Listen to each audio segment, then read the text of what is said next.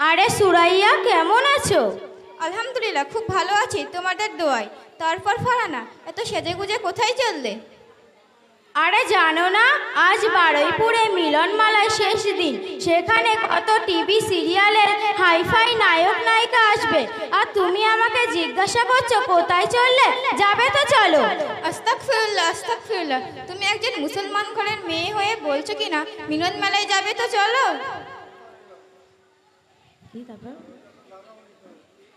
মুসলমানের মেয়ে বলে কি এই পোশাকে বাজারঘাটে যাওয়া যাবে না?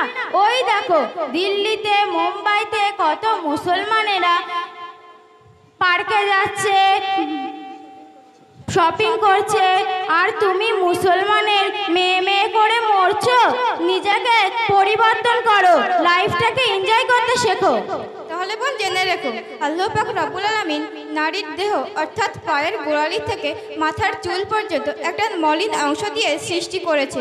আর এই মলিন অংশ যদি কোনো পরপুরুষের কুনজর বা শয়তানি নজর পড়ে, তাহলে বোন জেনে রেখো আল্লাহ পাক কিয়ামতের দিন ওই শরীর ওই দেহকে জাহান্নামের আগুনে পোড়াবে এবং অনন্তকাল কোনো নসিব রাখবেন না। আরে বোন, তুমি তো এবার বেশ বকছো। বকবো কেন? পর্দা করতে আমার কোনো সমস্যা নেই।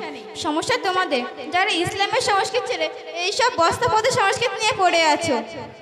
আচ্ছা বোন, তোমার এই গরমে আজব পোশাক পরে থাকতে কষ্ট হচ্ছে না? না বোন, আমার কোনো কষ্ট হচ্ছে না। আল্লাহ পাকের নির্দেশ পালন করতে আমার কোনো কষ্ট হয় না। আচ্ছা বোন, তুমি কি তোমার পরিবারের চাপে পর্দা করো? পরিবারের চাপে কেন আবার? মহান আল্লাহ তাআলা কুরআনে পর্দা সম্বন্ধে কি বলেছেন জানো? কি বলেছে? তাহলে শোনো, সূরা আযহাবে 59 নম্বর আয়াতে বলেছেন, আন-নাবিয়্যু কুল্লি আযওয়াবিকা ওয়া বানাতিকা ওয়া লিসারি আল মুমিনিনা ইউজনিনা আলাইহিন্না মান যালাইকা। এর অর্থ হলো, হে নবী, আপনি আপনার স্ত্রীগণ ও কন্যাগণকে পর্দা করতে বলুন, তারা যেন নিজেরা নিজেদেরকে আবৃত করে নেয়। এর ফলে হাসরের মাঠে তাদের চেনা যাবে এবং উত্তপ্ত করা হবে না। ও মাই গড, কি দিলে গো সুইটি? আস্তাগফিরুল্লাহ, আস্তাগফিরুল্লাহ। শোনো ফারহানা, গড কখনো বলবে না, কারণ আমাদের আল্লাহর একটাই নাম আল্লাহ। সব ভাষাতেই আল্লাহ, এবং আমাদের আল্লাহর কোনো বহু বচন নেই, কিন্তু গডের বহু বচন আছে। তাই এটা বলা শিখ, বুঝলে, যার মানে হবে একাধিক আল্লাহ। ও আল্লাহ, তুমি এত কিছু জানো?